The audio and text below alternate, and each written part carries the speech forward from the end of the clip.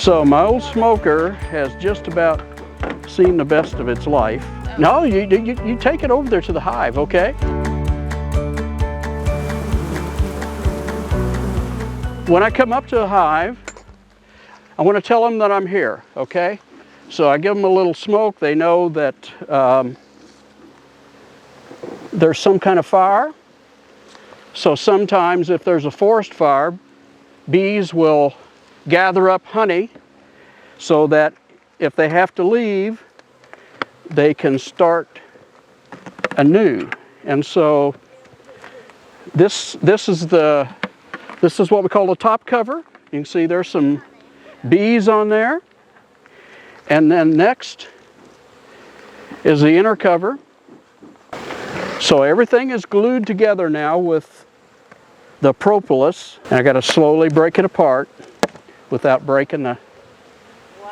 Look at all those bees. And there they are. Look at all those bees. So if a bee does begin to fly around you, don't swat it. Just run. Run away, okay? Because if you swat them, then that is an indication to them that you know you shouldn't be there. And I'm going to try to break this apart without breaking a frame. Some of these frames I've had for close to 50 years, so I try to treat them with care.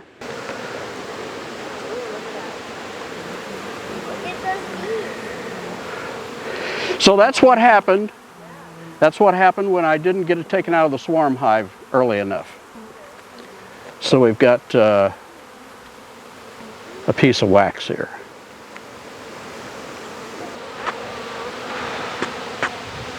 The yellow stuff in there is pollen, and I think it's probably from the fall aster. Mm-hmm. What does it smell like? Can you smell the nectar?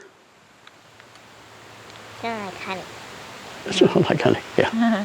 It smells like the beeswax. I just love how you just see the shape, the hexagon that he was talking about. Mm-hmm. It's all perfectly.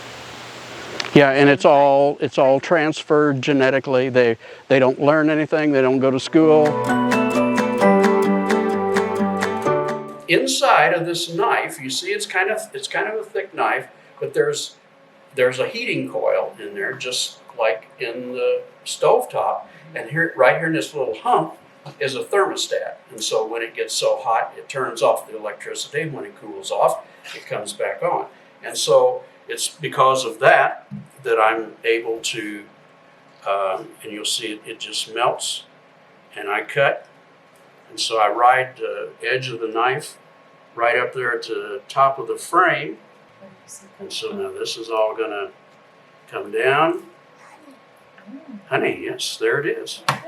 And then this is called the uncapping tank, and so it's just a tool that we use to do this. The honey can drain then from the wax. And there we go. So we got one ready to go into the extractor. You like that smell?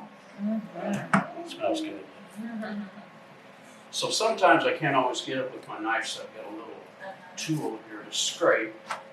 You kind of scrape the caps off, and once the cap comes off, then it'll extract out. So we're ready to go.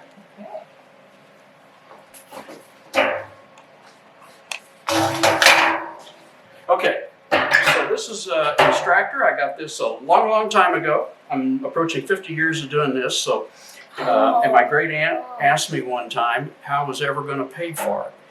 And I said, well, I figure in my lifetime I've extracted about 4,000 pounds of honey. So I figure it's paid for. We have to be careful. This is not a very safe piece of equipment, but it works very well. I like it. So what we're doing is we're spinning out the honey that's on one side.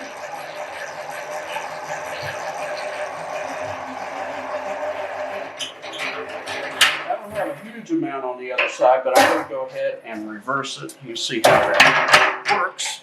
So you can see it starting to come out. We use a fresh pantyhose, knee-high.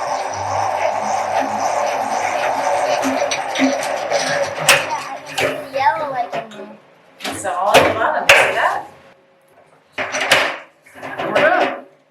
all there is to it.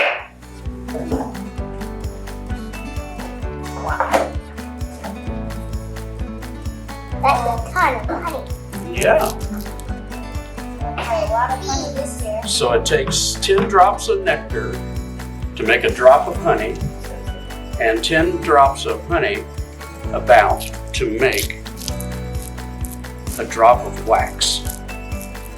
So there are millions of flowers trips that went into this year's honey crop. Guys, that concludes our show for the day. Wow. Did you learn a ton? I learned a lot. Yeah.